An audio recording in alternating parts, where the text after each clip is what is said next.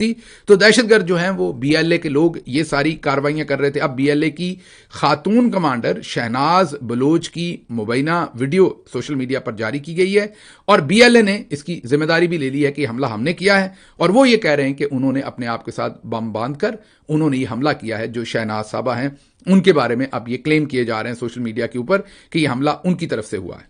दूसरी तरफ राणा सनाउल्लाह जो हैं वो बजाय इसके कि इस पर आज बात करते, वो कहते हैं कि तहरीके इंसाफ वाले ना समझ है, इनको सूरत हाल का अदराक ही नहीं, इन्हें मालूम ही नहीं कि इनकी कुर्बानी हो चुकी है। मतलब जर्नल्स ने इनका पटरा कर दिया है, इनका काम तमाम कर दिया है।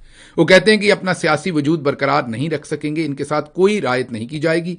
पीटीआई अब सियासी जमात नहीं रही, इनके मामला सियासी नहीं है, इसके बाहर बैठे लोग रियासत के खिलाफ हर किस्म की साजिश में मुलव्वस हैं।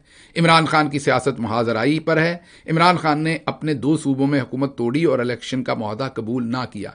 मतलब कि राणा सनाउल्लाह को आज का दिन भी बीएलए पे बोलने को नहीं मिला। आज के दिन भी उनके ख्याल में पाकिस्तान का दुश्मन नंबर 1 पाकिस्तान तहरीक इंसाफ इमरान खान और उनके जो मुल्क से बाहर बैठे लोग हैं वो हैं जो एफर्ट कर रहे हैं पाकिस्तान में रूल ऑफ लॉ, डेमोक्रेसी और इंसानी हकूक की। तो बजाय इसके कि आज वो बीएलए पे बात करते, एक बार फिर तहरीक इंसाफ पर बात की है।